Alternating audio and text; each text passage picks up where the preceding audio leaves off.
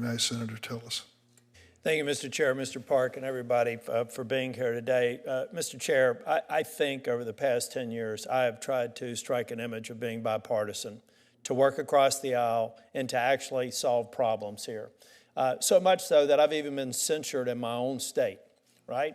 30 county GOPs and a state GOP, because I feel like you cast that aside and you get things done. So my concern right now is Mr. Park, I know, is a good man. He's a smart man. My concern is on April the 17th at 6:03 p.m., we informed the White House that I had secured support among Democrats and every single Republican to block his nomination on the floor. For 2.5 months, the White House has been aware of this. And I said in the closing comments of that email, I would hate to put someone through that knowing that I have secured support on the floor to block his nomination. What is the White House thinking? Instead of spending the last 2.5 months trying to find a consensus nominee, and trust me when I tell you I have outvoted virtually anybody in this room on bipartisan nominations, I was committed to getting a bipartisan nominee. But instead, the White House chose to move forward on a nomination that I have successfully secured the votes to block on the floor. I am ashamed to be in this position, and shame on the White House for putting Mr. Park in this position. And Mr. Chair, if I can just play the video, this is what I'm going to be confronted with for the remainder of this session, or for the remainder of this hearing. I ask you, do you want Donald Trump to be your president?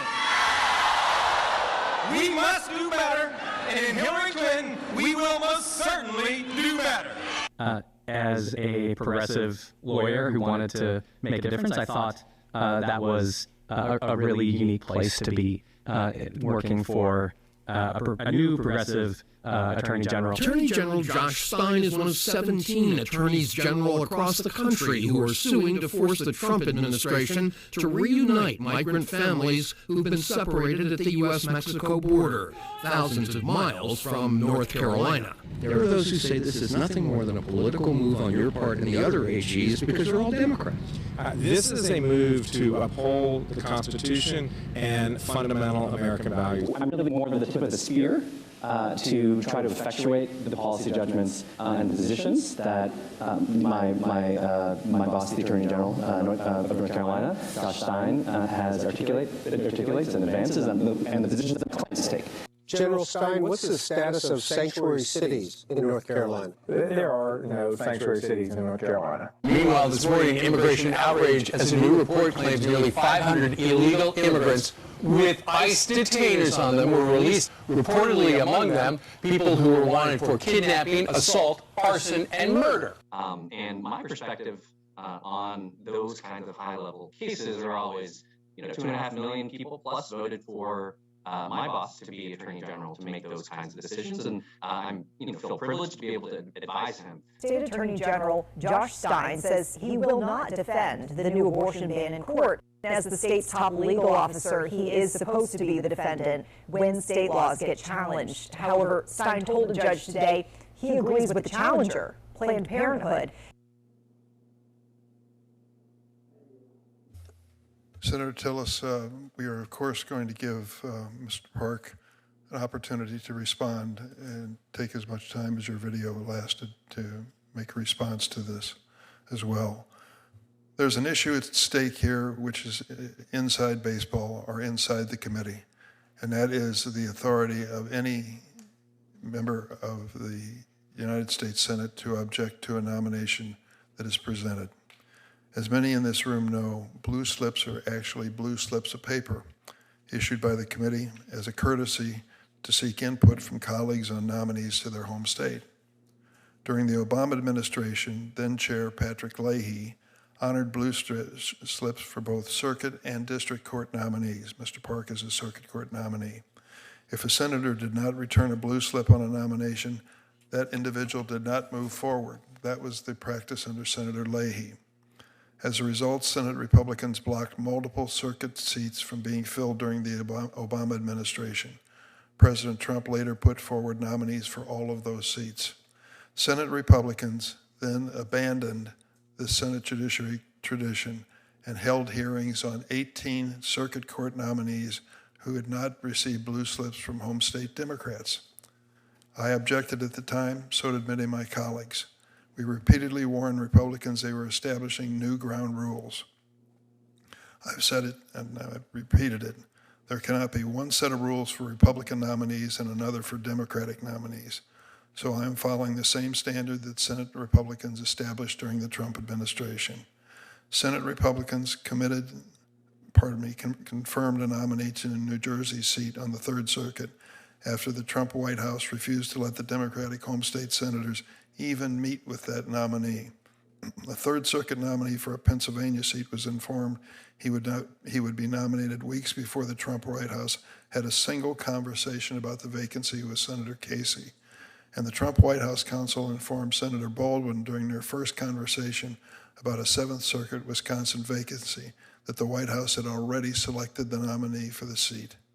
The White House consulted with the North Carolina senators on this vacancy far more extensively than the precedent set during the Trump administration. The White House has been discussing this seat with North Carolina senators since January. Over the course of 6 months, the White House conducted interviews and reviewed the records of all candidates that the North Carolina senators put forward. In June, Mr. Park interviewed separately, personally, with Senator Tillis and Budd before his nomination was announced. Senators Tillis and Budd may have preferred another individual for the vacancy, but the White House and the committee's practice here is consistent with the precedent set by the Republicans during the Trump administration. It is now time to begin our first panel. Mr. Park, would you please approach the table and please stand and be sworn. If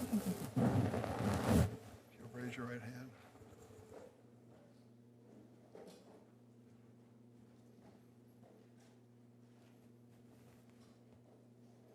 Do you affirm the testimony you give before this committee will be the truth, the whole truth, and nothing but the truth, so help you God? Let the record reflect that the nominee has answered in the affirmative. You may proceed with an opening statement, and I will give you, of course, as I mentioned to Senator Tillis, an opportunity to respond to the video that he's shown. Thank you, Senator. Thank you, Chair Durbin, Ranking Member Graham, and all the members of the committee. Thank you also to President Biden for the incredible honor of nominating me to this position, and to Senators Tillis and to Senator Budd for graciously taking the time to meet with me and consider my nomination. I'd like to introduce my family, starting with my wife, Uni, the rock of our family. She's an extraordinary pediatrician at UNC Health. Uni, without your love and support over the past 23 years, I never could have been here today. My daughters, Caitlin and Cora, ages 11 and 6 and 3/4, are also here. Girls, I'm sorry for ripping you away from camp to subject you to yet another morning of what you call boring law stuff, but I promise this time I won't try to force you to memorize the Constitution's preamble. I'd like to thank my own mother, who is also here. My mom first immigrated to this country 50 years ago to attend East Carolina University. She's a piano teacher. She raised 4 children, much of the time as a single working mom. My brother Stefan, a professor, is also here representing the siblings. Elisa and Christine, I'll see you back in North Carolina. I'd also like to thank the judges that I had the incredible fortune to clerk for at the beginning of my legal career. Judges Jed Rakoff and Robert Katzman, and Justices David Souter and Ruth Bader Ginsburg. I cherished every moment working in the federal courts. It truly was a second legal education for me. And words cannot describe how much I wish that Judge Katzman and Justice Ginsburg could have lived to see this day. I also want to thank the many people from the North Carolina legal and law enforcement communities who have supported me throughout this process. Here today are Justices Robert Edmonds and Barbara Jackson, who both served with distinction on the North Carolina Supreme Court. Also here is Chief Henry King, President of the North Carolina Association of Chiefs of Police, Sheriff Charles Blackwood, Captain Brian Whitehurst, and Alicia Stemper from the Orange County Sheriff's Office, Major Roberto Reyes from the Cumberland County Sheriff's Office, and Captain David Rose from the Winston-Salem Police Department, who is also President of the North Carolina Police Benevolent Association, and Officer Joe Woloshin, President of the Virginia PBA. It means so much that you all have come to DC to support me today. I welcome the committee's questions.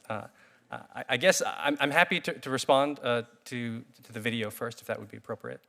As I mentioned to you, that was the first time I saw the video.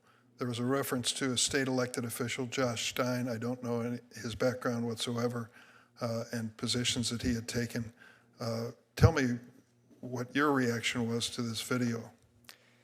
Thank you, Senator. So I appreciate this opportunity. I think that if you look at those clips in context, at least the clips of me speaking, you'll see that when I was describing myself as a progressive, I wasn't using the term in the partisan or political sense. In fact, later on that same panel in the first clip, I said explicitly that I think politics through lawsuits is illegitimate. That's what I said. And what I said I think is legitimate is when attorneys general come together to protect people. That's a quote from later in the panel.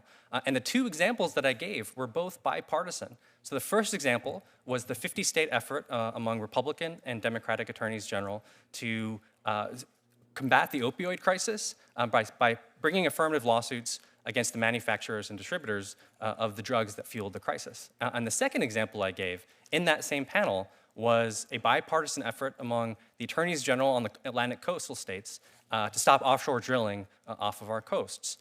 Those lawsuits were filed in South Carolina, and South Carolina Attorney General Alan Wilson was in many ways the leader of that effort, and through his leadership, we were able to preserve our coastline from offshore drilling. And so what I meant when I said progressive litigation, I was talking about affirmative litigation that is designed to protect people. And that's consistent with my record as a whole. I'm actually pretty unique among state solicitors general in that I have never led a partisan multi-state lawsuit or partisan amicus brief where it was Democratic attorneys general on one side and Republican attorneys general on the other side. Every single effort that I've led in that context has been bipartisan. And I think that's part of the reason why I'm very grateful to have received the support from a bipartisan group of state solicitors general, including solicitors general from very conservative states such as Mississippi. Scott Stewart, who argued the Dobbs case, signed the letter in my support. And I think what these state SGs understand is that we are not policymakers. We are not elected officials. In that last clip, I'm pretty sure that was a clip from a Federal Society event that I did. And I think in the next sentence, I can't recall. Excuse me, a what event? A Federal Society event that I was appearing on with multiple other state solicitors general from Ohio and West Virginia, and Judge Britt Grant, who was Solicitor General of Georgia. And I think in the next sentence or thereafter, I said, the people elected my boss to represent their interests as Attorney General. He makes the policy decisions. And our role as state SGs is not to make policy. My colleague in the state SG community, Andrew Brasher, who sat before this committee a couple of years ago, he said that explicitly. The elected officials are the policymakers, and the state SGs, we don't make policy. And I think the last thing I'd say is I have never declined a request to represent a state official or agency when it's been made to me. I am now currently representing numerous Republican elected officials, including the state's legislative leaders in cases. And there have been times where there is an elected official who makes a decision not to take a certain position on a lawsuit. But I have always been happy and enthusiastic to defend statutes that have been passed by the Republican-controlled General Assembly in my state and to effectuate policies made by Republican statewide officials. I guess, if I still have the floor, one last thing. So I think a good example of this is I have filed 4 cert petitions in my time as Solicitor General. 2 of those cert petitions were to defend the constitutionality of statutes that were passed by the North Carolina Republican-controlled General Assembly that my boss, Attorney General Stein, voted against when he was in the state Senate. The third was a criminal case where there was a murder in Raleigh where the conviction was vacated by the North Carolina Supreme Court. And the dissenters in that case were the sole Republican on the court at the time, Chief Justice Newby, now Chief Justice Newby, and Justice Irvin. And there was a Democratic majority that we sought cert to review that decision. And the fourth was a technical FERPA case for UNC that has no political valence. And so that is my record as Solicitor General. Mr. Park, I've looked at the letters of support. I also note that the front row to your left is a lot of law enforcement officials, I presume from the state of North Carolina, who are here personally to support your nomination. I've never seen that before in this committee room. Often there's been an argument made that Democratic nominees are not tough on crime. For the law enforcement officials representing the organizations that are here today, tell a different story about you. I also want to make one notation here before we move on. I've never seen a letter like the one we received July the 23rd from clerks of the U.S. Supreme Court supporting your nomination. Here's what the conclusion is. Each of us believes that Ryan, Mr. Park, is eminently qualified for the position which he's nominated. We are confident that Ryan's humility, integrity, and intellectual curiosity make him an outstanding addition to the federal judiciary. We applaud his nomination, respectfully urge his prompt confirmation. There are about 30 or 40 clerks that served with you on the U.S. Supreme Court who signed this letter. I've never seen anything quite like it, because these clerks represent the spectrum of the U.S. Supreme Court. They include clerks for Justice Ginsburg, Kagan, Scalia, Kennedy, Roberts, Scalia again, Chief Justice Roberts again. The list goes on, and virtually every member of the U.S. Supreme Court's personal law clerks vouch for your integrity and your ability to serve on this. That is something I've never seen before this committee. And so I have no question in my mind that you are eminently well qualified, more qualified than most nominees for the federal bench at the circuit level, and I will be supporting your nomination. Next in the order of senators is Senator Tillis. Chair Durbin, I'd just like to go back and maybe respond to the process. The way this process played out is that the White House, we put together, Senator Budd and I would like to seek unanimous consent to put forth the letter from Senator Budd opposing without objection Mr. Park's nomination. We started through this process with the White House Ledge Council several months ago. We established a committee. It was a bipartisan makeup of a committee in North Carolina endorsed by 2 Republican senators, and we sent forth 4 nominations. The White House responded that none of them were acceptable. In fact, they went so far to say as not only was one judge who was a 13-year Democrat, a very well-respected Democrat magistrate judge, that not only did they reject our nominees for the circuit court, but they would also not even consider some of them for a potential district court opening. Okay. They send forth a list of 4 people, up to and including the person who ran against Senator Budd in the general election, somebody I would consider to be arguably partisan by definition. They went through a Democratic primary, they're running for the Senate, but the White House, thought that that would be somebody that's a valid list of 4 people that I should choose from. So I question the sincerity of the White House in the process. On your point about the blue slips, you know I'm in.